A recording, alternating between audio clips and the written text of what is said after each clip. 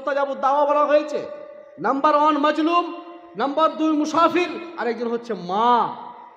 মা বাবার দোয়া এবং মুসাফির আর মাজলুমের দোয়া, অত্যাচারিত ব্যক্তির দোয়া, যিনি অত্যাচারিত হচ্ছে দিনের দিন, এই 3 শ্রেণীর মানুষের দোয়ার মধ্যে এবং আল্লাহর মাঝে কোনো ধরনের অন্তরায় থাকে না, আর থাকে না।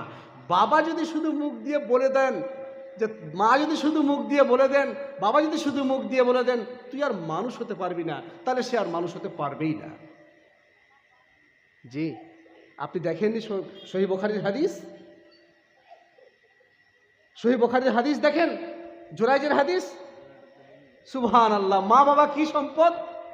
যে একজন মা এমন একজন সম্পদ যে মুখ দিয়ে কোনো কথা বের করে দিয়েছে, সন্তানের ভুল হয়েছে কি ঠিক হয়েছে সেটা দেখার বিষয় নয়, শুধু বের করে দিয়েছে মুখ দিয়ে, এতটুকুই যথেষ্ট।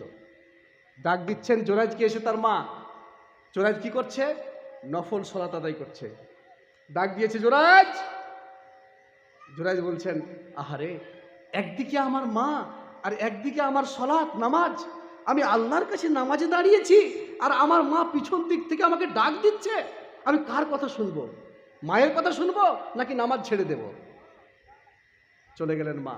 দ্বিতীয় দিন আবার নামাজে দাঁড়িয়েছেন, আবার তিনি বললেন, ইয়া জুরাইজ, আবার তিনি বললেন, আল্লাহ তোমার কি পরীক্ষা, আমি যখনই নামাজে দাঁড় হচ্ছে আমার মা ডাকছে, মায়ের কথাই সাড়া দিতে পারছি না। তিনি দুঃখ প্রকাশ করছেন, তিনি কষ্ট প্রকাশ করছেন, তিনি নিজেকে অনুতপ্তের মধ্যে নিয়ে আসছেন, তিনি ইতস্তবোধ মনে করছেন এটাকে, তারপরেও কিন্তু সাড়া দিতে পারছেন না, কারণ তিনি নামাজে আছেন।